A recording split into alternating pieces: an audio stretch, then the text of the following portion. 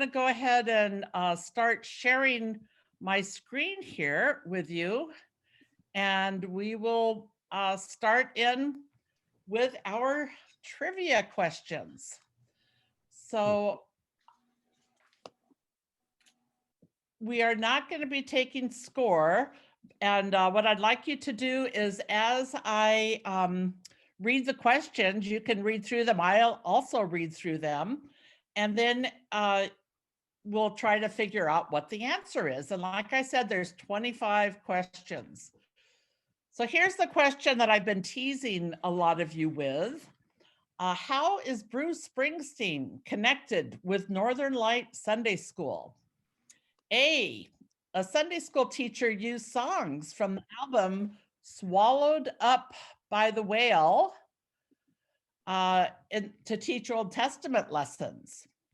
Or was it B, Bruce Springsteen visited Juneau and gave some posters to Northern Light? Was it C, someone thought the Nebraska album was really about Alaska? Or was it D, 5th grade Northern Light Sunday school teacher Ann Bickford served as matron of honor to her best friend, Julianne Phillips, who married Bruce Springsteen in a midnight ceremony in Oregon? Let's talk about the answer. Does anyone have an idea? I do.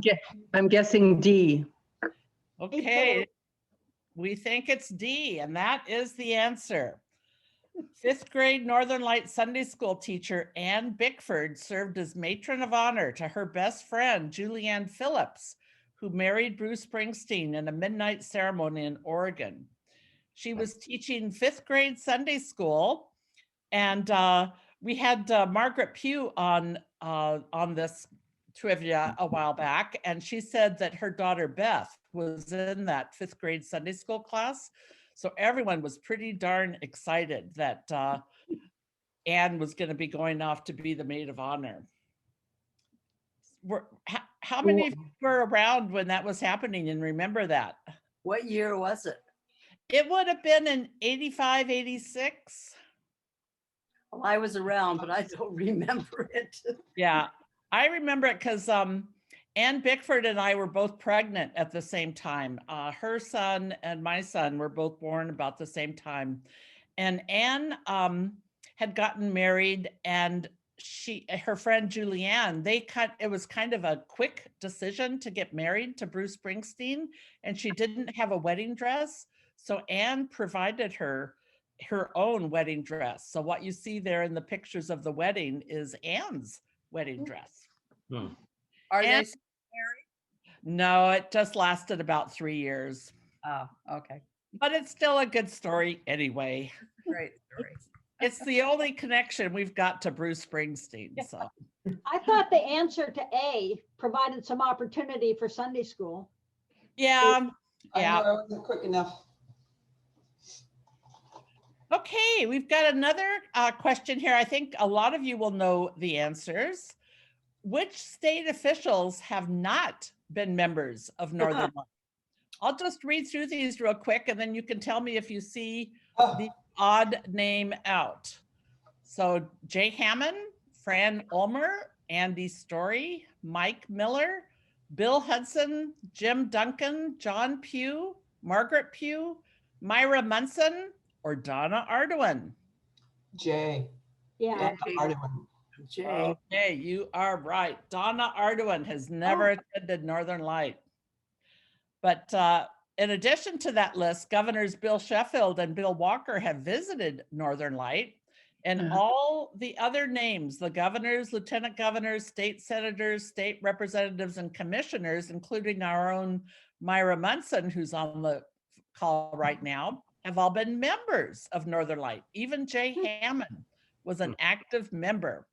And Andy Story is currently in the legislature. And not only that, she's been serving on the nominating committee, and she keeps the church library organized. So thank you, Andy.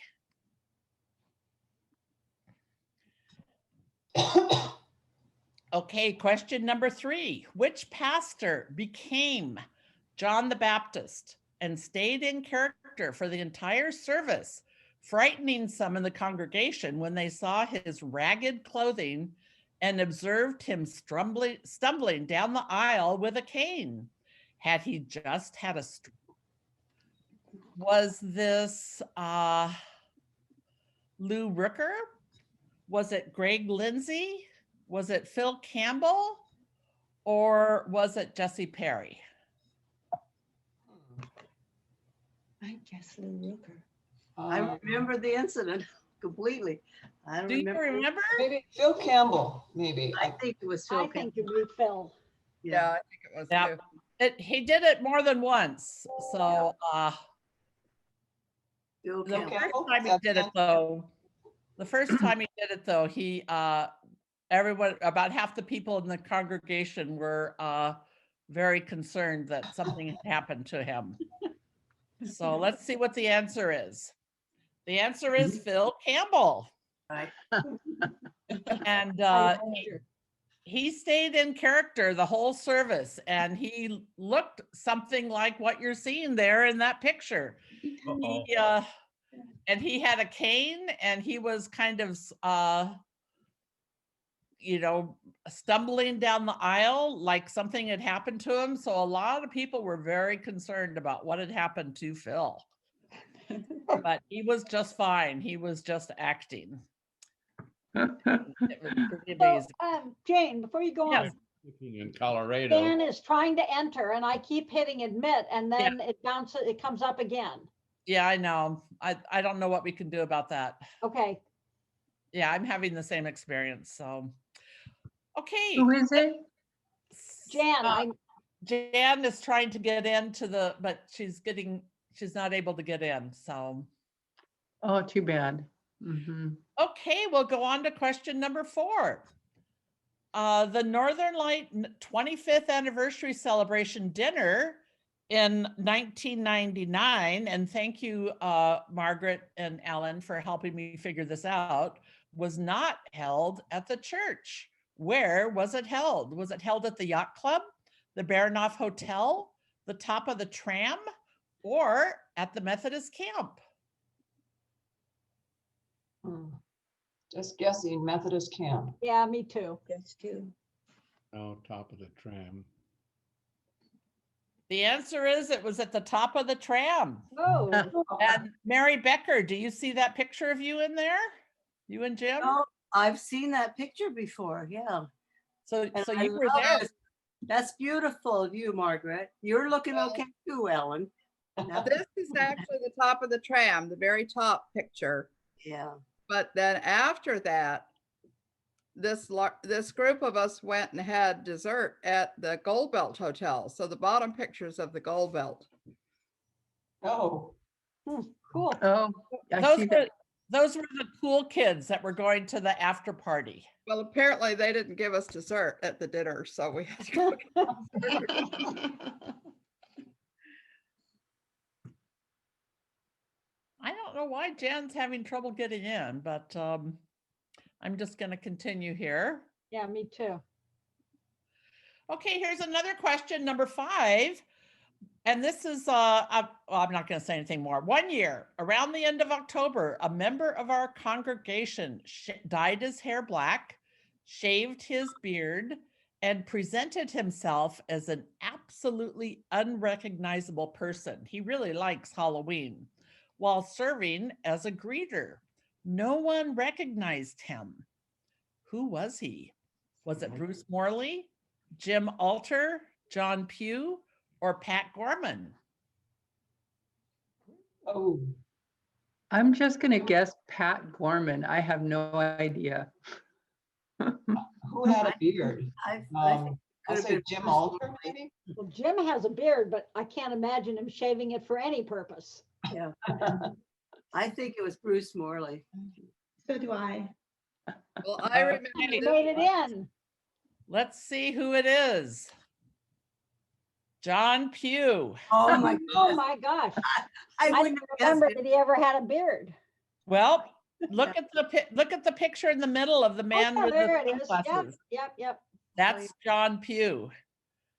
But He his went up hair is not black. You went up to do the children's time, I think, and it was like literally, I couldn't figure out who it was.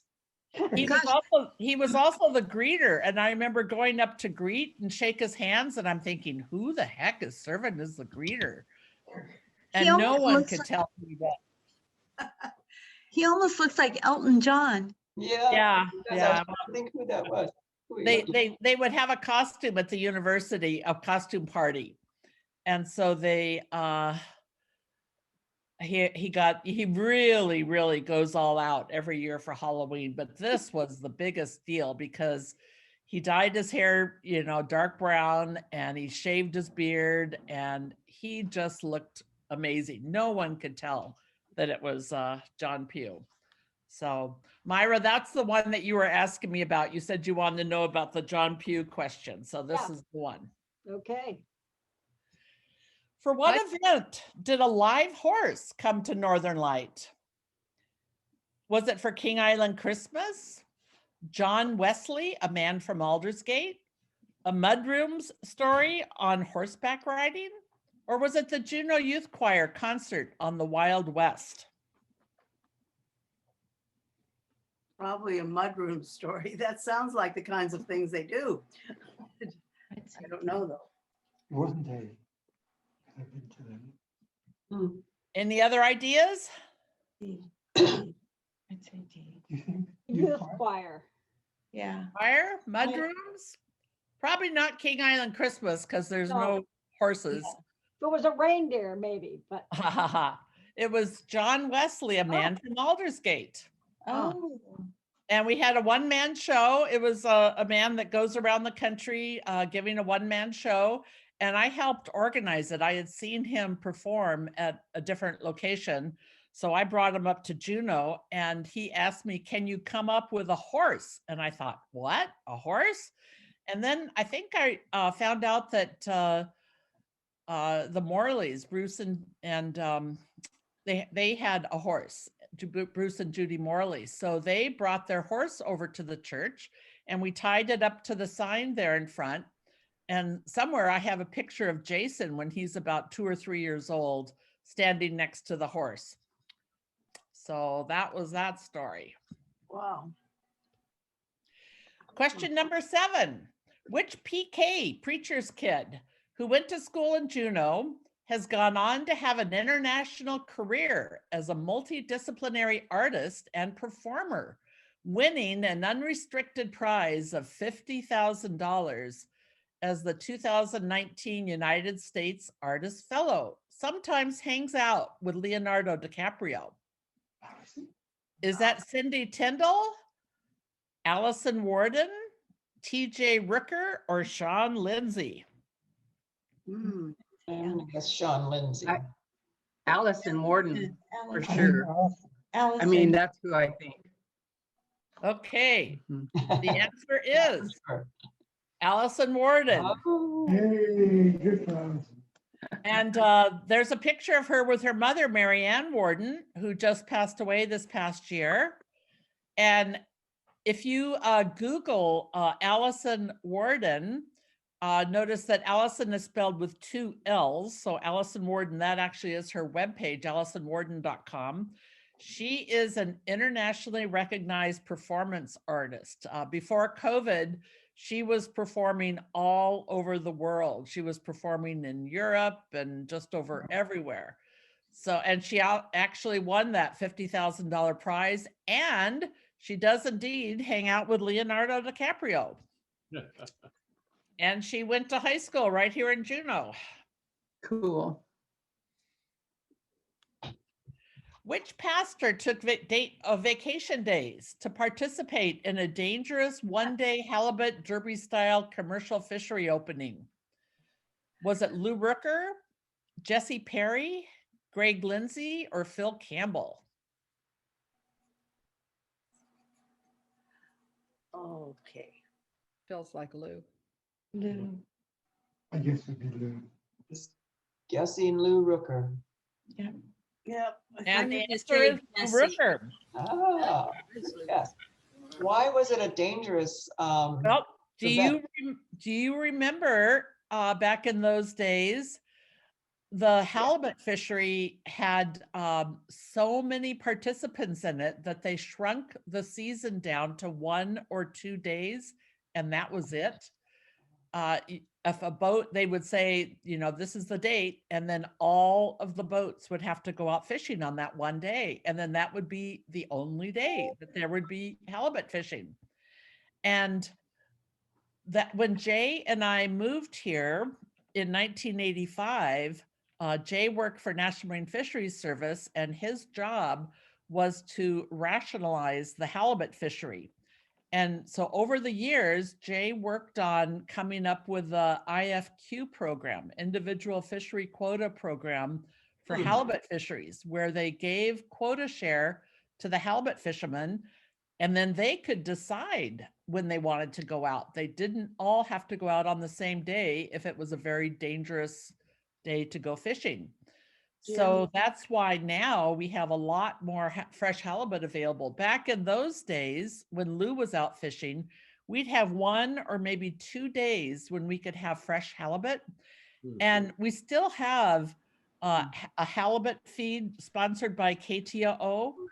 But if you remember back in those days, in the 80s and maybe early 90s, KTO had those halibut feeds because those were the only days when there was fresh halibut available. So that's why they had the halibut feeds on those days. So people, you know, they would go out fishing, and if there was bad weather, boats would collapse and sink and people would lose their lives. But Lou Rooker wanted to go out fishing. You could also make a lot of money if you were successful. Who So did you go with? I don't know. Well, Jim's here trying to figure it out. I figured he would. Well, the back end of the boat doesn't do much. Yeah, I know the guy, it was, gosh, they live out in North Douglas. They went to Chapel. He had a day job and then he had a fishing boat too. I can't remember his name. I thought you had.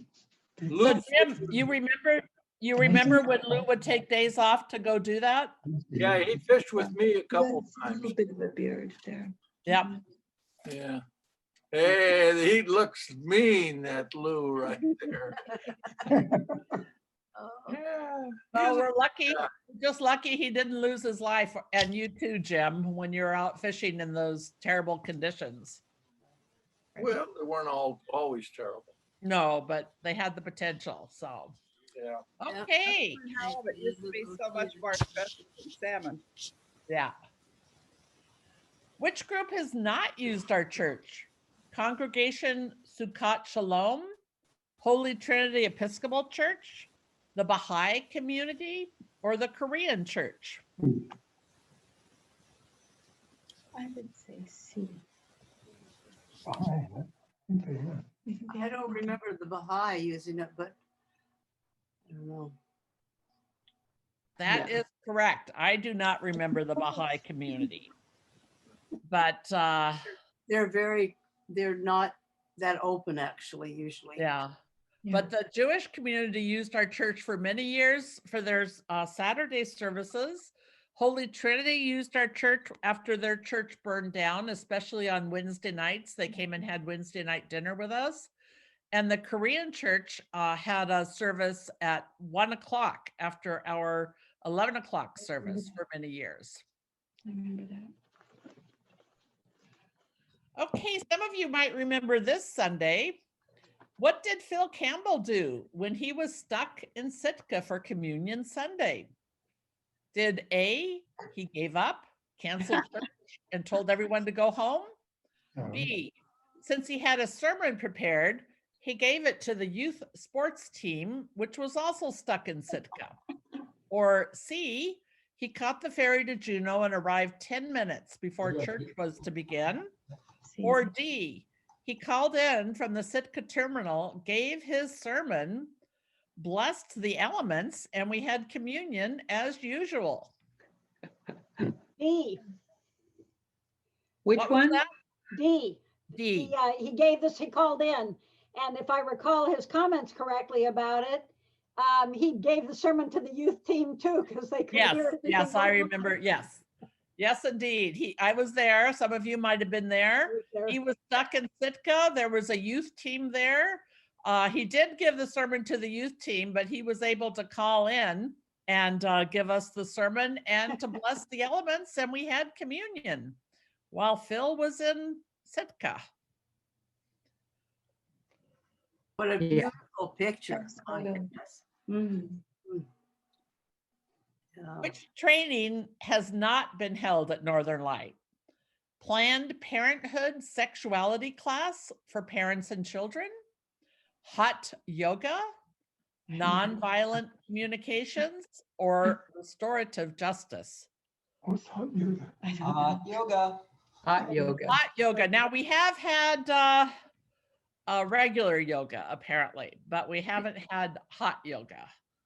But I do want to tell you that we had a Planned Parenthood sexuality class that I attended with my daughter, Sarah, and it was one of the best things in my parenting experience. It made all the difference for my relationship with my daughter. So I am so thankful to both Planned Parenthood and Northern Light for offering that training.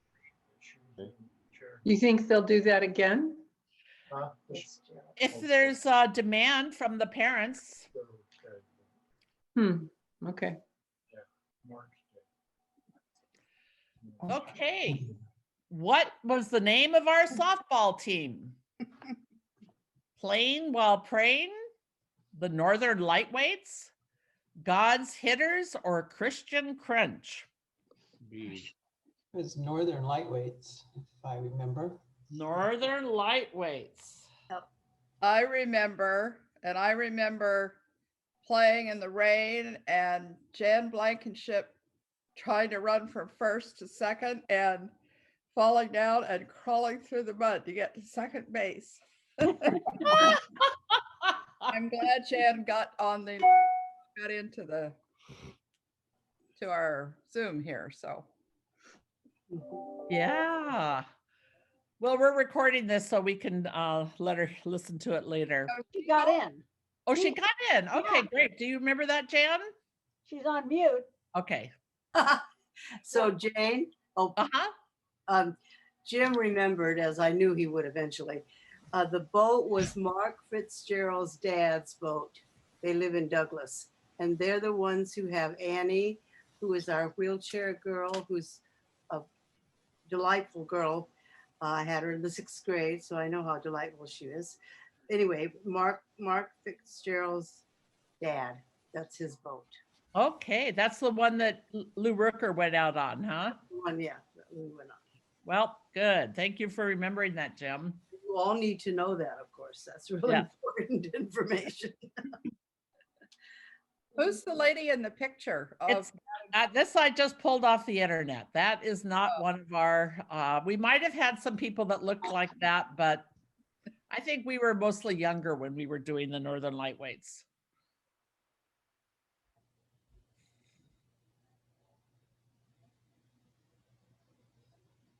Okay, next.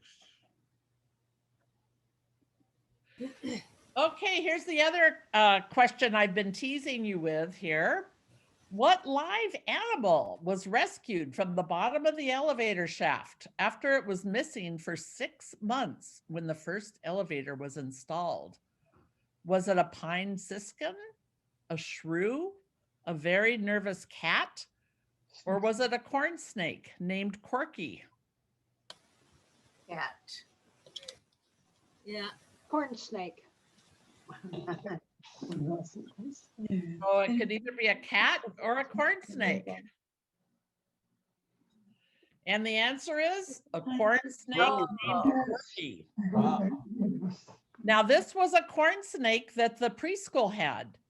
And my kids were in preschool at the time, and they remember Corky. I remember Corky.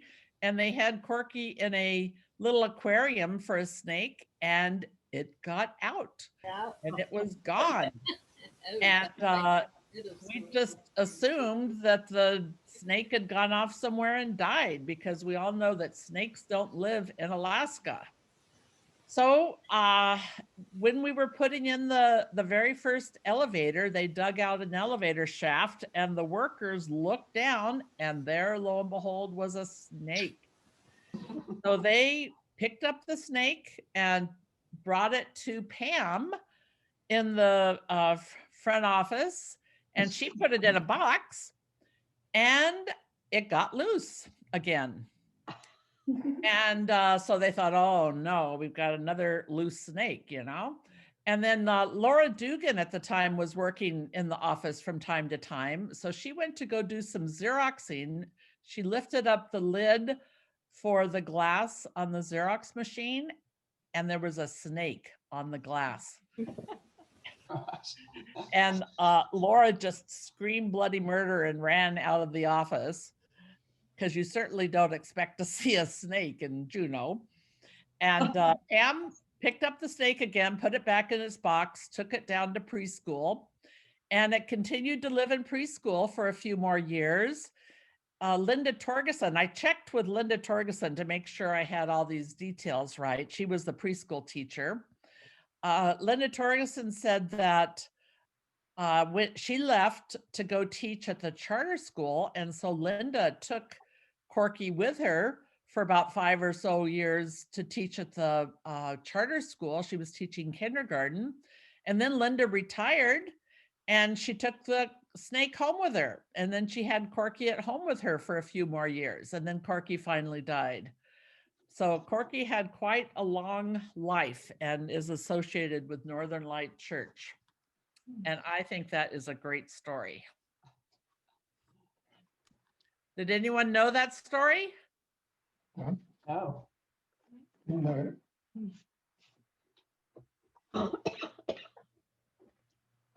Okay, let's find out if we know about this. Tlingit gospel singers have sung in all these locations except the Presbyterian churches in Yakutat, Sitka, and Ketchikan, the Cake Dog Salmon Festival, Pioneer Home, Wildflower Court, etc., the National Museum of the American Indian in Washington, D.C., the Northwest Folklife Festival and First Presbyterian Church in Seattle, and also the Native New Life Fellowship in Anchorage. Which of these did they not sing at? I think the National Museum. No, I don't know. Gee, that's hard. I wonder if Frida knows. The answer is the National Museum of the American Indian in Washington, D.C. They have sung at all those other places, but they've never been to D.C. as the Tlingit Gospel Singers. There was a dance troupe that did get to go to the National Museum, but not our gospel singers. Well, if things open up again, we should try to remedy that. Yes, I agree. Which boat was not part of the Presbyterian Navy of mission boats visiting the Alaska Native Village churches in Southeast? Was it the Anna Jackman, the Princeton Hall, or the Pizza to Go? Maybe I hope it was the pizza to go, but Probably one of the two Princetons. Yeah. The answer is the Pizza to Go. That boat was a Nordic tug that was fitted out with a pizza oven that went to villages throughout Southeast Alaska to sell fresh pizza, but it didn't have anything to do with Presbyterians. But the other boats that we listed there were Presbyterian boats. And we also had, in addition to that, we had a boat called the Ruby, the Lindsley, the Marietta, the Good Tidings, the Vermeer. There was a boat called the Princeton, and also the Princeton Hall, and the Anna Jackman. Now, this is an interesting fact. One of the first boats, the Toronado, was won in a poker game by the Reverend Eugene Bromley, who was pastor of Haynes Presbyterian Church. Bromley Hall at Rainbow Glacier Camp was named for this gambling pastor. So you knew he had to be a Presbyterian pastor because a Methodist pastor would not be gambling. You think? or wouldn't admit it. Which one? Yeah, something like that. But I remember the pizza to go boat. I thought that was a joke, but I see it's No, real. it's a real boat. And Jay and I were renting Nordic tugs for a while, and I remember seeing this boat. So it's a tug, so they called it Pizza Tug O or Pizza to Go. Clever.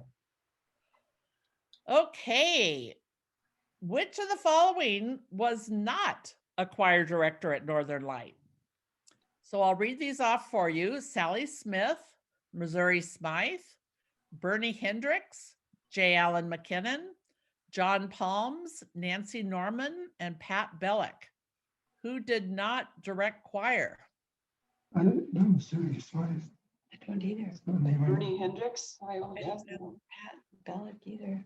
Bernie Hendricks was a choir director at Northern Light. Oh, boy. Maybe Nancy Norman? Nancy Norman directed the Alleluia Children's Oh, Choir. Yeah. I Gotta was be Missouri Smythe. Yep, you're right. I was thinking of the old folks. Okay.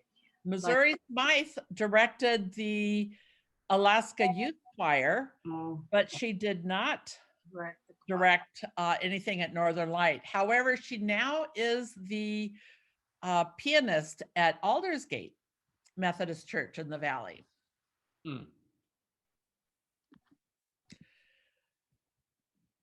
Okay, here's some questions about Walter Soboleff.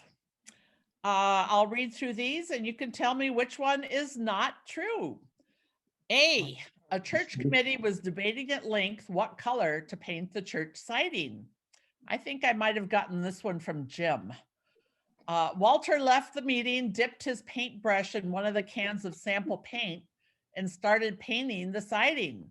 Debate ended, and that became the color the church was painted. Or was it B? When Walter wanted to convey a message, he would stand and say, "This is Walter talking to Walter." He would then proceed to deliver a message meant for himself, yes, but for everyone. One Sunday, it was telling Walter that he should invite his friends to church. Was it C? Walter would climb up a very tall ladder to change a light bulb when he was like in his 80s or 90s, you know? D, Walter much preferred baseball to basketball.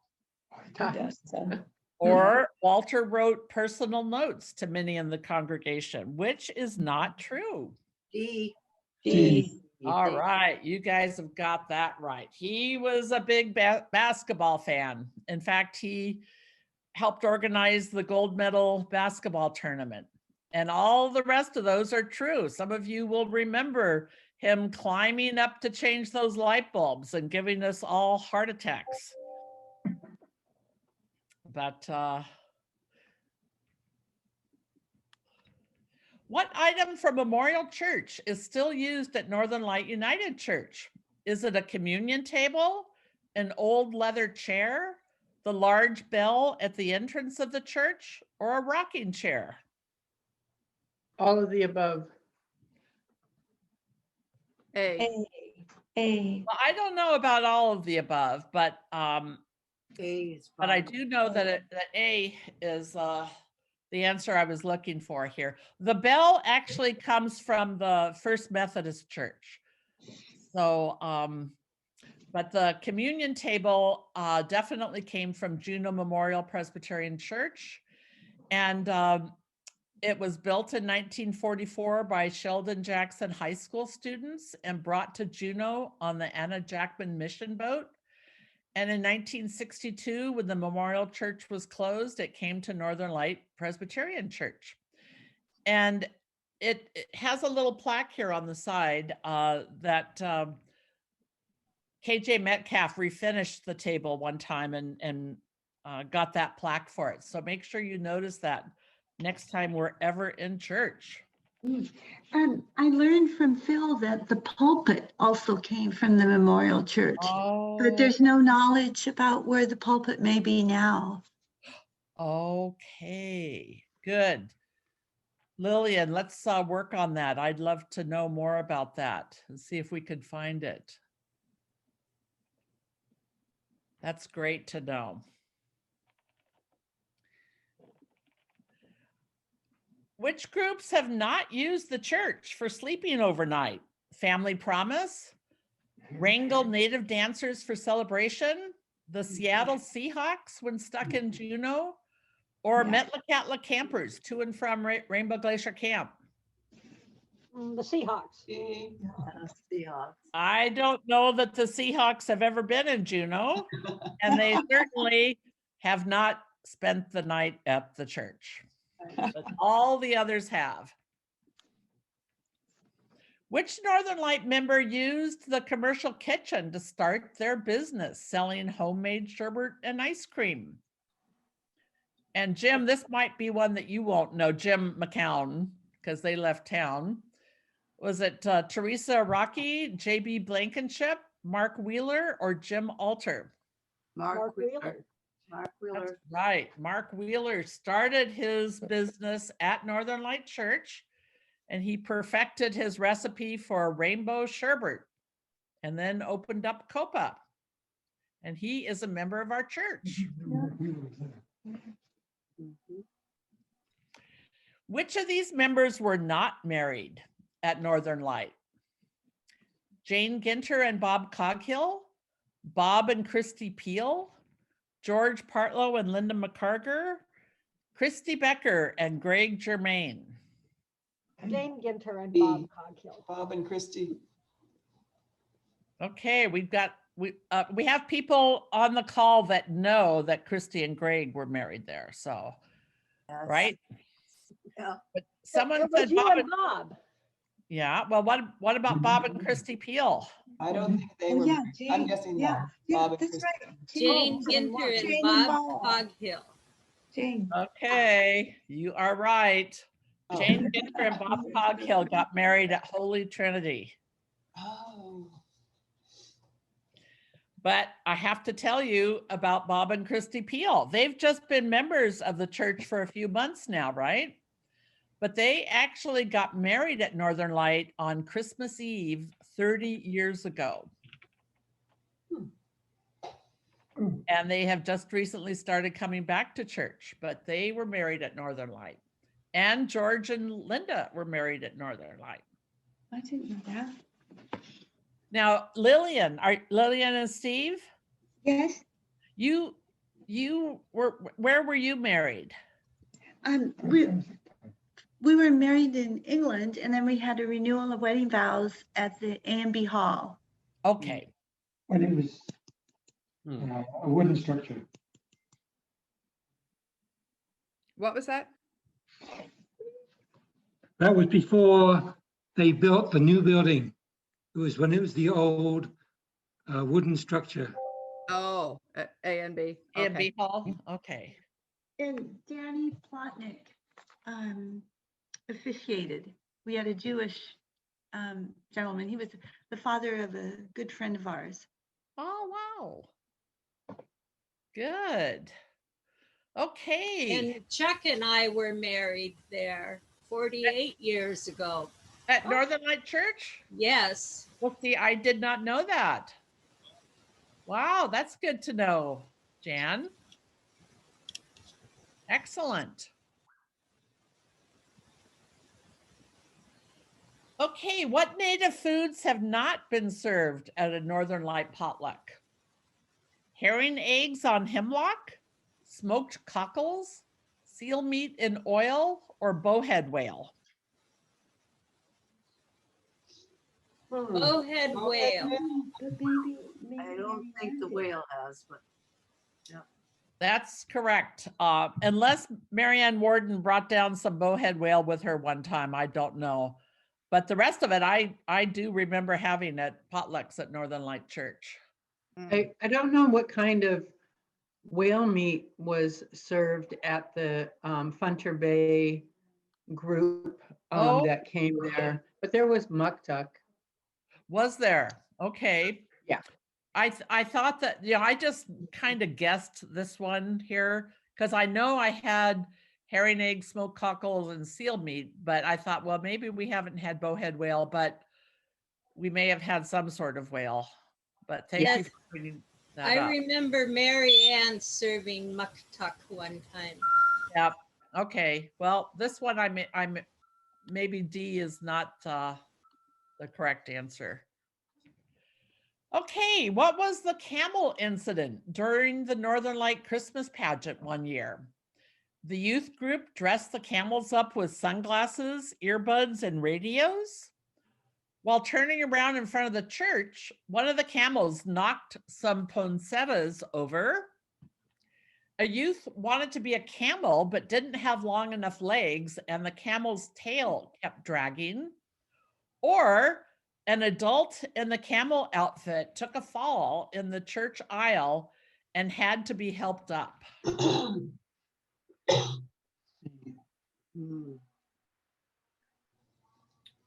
I hope it's A, but I don't know. It is A. The youth group dressed the camels up with sunglasses, earbuds, and radios. Okay. Very hip camels. They were. Okay, what is not true about Mary Ann Warden? And there's a lot of answers here, so I'll just run through them. She went to Sheldon Jackson High School. Besides raising her daughter Allison, she housed 7 teenage girls from Anaktuvuk Pass and 1 from Point Hope so that they could attend high school. She considered all 9 of them to be her daughters. She got her Master of Divinity in Dubuque, Iowa. She served on the Aware Board of Directors. She served on the Juneau Native Education Board. She was active in Alaska Native Sisterhood, and I may have the camp wrong here. Frida, if you know, you can tell me. The Camp 76 is Teneke Springs. Oh, well, okay. I probably need to fix that then. This was in her obituary, so that's where I picked it up from. Well, they met in Juneau a lot. Okay. Native American Consulting Committee on the Preparation of Ministry. Was she secretary to Tanana Chiefs Conference? Language specialist? Associate pastor here? Member of the Tlingit Gospel Singers? Associate pastor in Kaktovik? She played shortstop for the Northern Lightweight softball team. And she enjoyed fishing, writing, and crocheting. Which one is not true about Mary Ann? Wow. I don't remember her playing shortstop, but she might have. Yes, I vote for shortstop. No, Yeah, she, as far as I know, did not play shortstop for the Northern Lightweight softball team. Now, I heard from, I think it was Laura Dugan that played shortstop. And so she said she didn't think Mary Ann did. For her playing. Okay, this is our last question. And we'll see, well, what we'll do here is we have 9 locations on the left, and we have 9 couples on the right. So we'll take a look at these and just tell me if you see any names that you know where they met. Do they all match up? Every Yes, there's, yeah, they every couple met at one of these places, but you have to figure out where. So if you have an idea, just shout it out. I would Oh, and say, Susan, Central Station in The Hague. And who do you think met there? Nico and Susan. Yes, very good. That Nico and Susan Bus met at the Central Station in Den Haag, The Hague, in the I Netherlands. would say John and Laura Dugan met at a garden in Washington. John and Laura did not meet at a garden in Washington. Were John and Laura best friends in Juneau for years? No, they were not. I No? think that's Bob and Jane are best friends in Juneau for years. That is not true. Not true. I think John and Laura met at his house in Douglas. That is not true. Oh, okay. Well, that's I guess that John and Laura met at a weekly running group. That is not true. Oh dear. That's love. Process of John and elimination. John and Laura met at a place that you would never guess. At the Red Red Red Dog Dog. Saloon. At the Red Dog. John and Laura met at the Red Dog Saloon. That's why I said really exclamation mark. Now, I can tell you there's a little bit more to the story than that, okay? Laura Black went to college with Amy Jo McCauley, and they were best friends. And Amy Jo was getting married to Andy, and Laura came up for the wedding. She was in the wedding party, and all of the girls were having a bachelorette party, and all of the boys were at the Red Dog Saloon. And John was real good friends with Andy, so they were hanging out at the Red Dog Saloon. So the girls decided to go meet the boys over at the Red Dog Saloon, as you do. And they started dancing, and that was where Laura and John met. So they met at the Red Dog Saloon, but it wasn't because they both went there to the bar necessarily. They were there because there was another party there. So that was where they met. I think that's a great story. I would say Margie Thompson and Jane Edwards were best friends in Juneau for years. That is correct. okay. And I know Steve and Lillian were JDHS AFS student exchange student program folks, right? That is absolutely right. Yeah. Yeah. So awesome. Steve was an exchange student from England at Juneau Douglas High School, and Lillian was a student, and they met there. Okay. And then I went on to Norway as an AFSer. Oh, Awesome. Mhm. so I think Mike and Peggy maybe at a college in Ohio. That is correct. That was a Mike guess. and Peggy Barnhill met at the College of Worcester in Ohio, and their daughter Laura is going to school there right now. And that was where Mike Barnhill learned to play the bagpipes, because it was a Scottish theme, and he learned to play the bagpipes there. Cool. And I know Bob and Jane's story of meeting on Match.com. Yay! You got that right. Well, it We had to met be a on- more recent one than some of these other people. Hartwell and Linda meet. Right. Bob and Jane met on Match.com. That's interesting. Mhm. Did who are the runners? Was it Randy and April? Randy and April met through a running group, Okay. and they just got married this last year during the quarantine. Oh, right. Sundays 2 and 5. To at a garden or at his And house in about the- Douglas. Page. Did we do Rich and Joy Lyon? No, Not we yet. don't have Rich and Joy, and we don't Were have they at George the and garden Linda. in Washington? What's left? I'm Rich and trying to- Joy met at a garden in the state of Washington. And George and Linda met at his house in Douglas. That is correct. That was a guess, but So we have figured out where all these people met. Very nice. And Chris Haight had invited Linda McCarger to go over and have spaghetti at George Partlow's house, and they were late. And so George had been cooking the spaghetti and cooking the spaghetti and cooking the spaghetti, and it was like really well cooked by the time they got over there. So George tells that story whenever they're cooking pasta at the Glory Hall. okay. So I just wanted to say thank you to all those who helped me. I talked to Margaret McKinnon, Maxine Reichert, Joy Lyon, KJ Metcalf, and Phil Campbell. And I put together this trivia game. It was meant to be fun and a way to show respect and appreciation to those who came before us.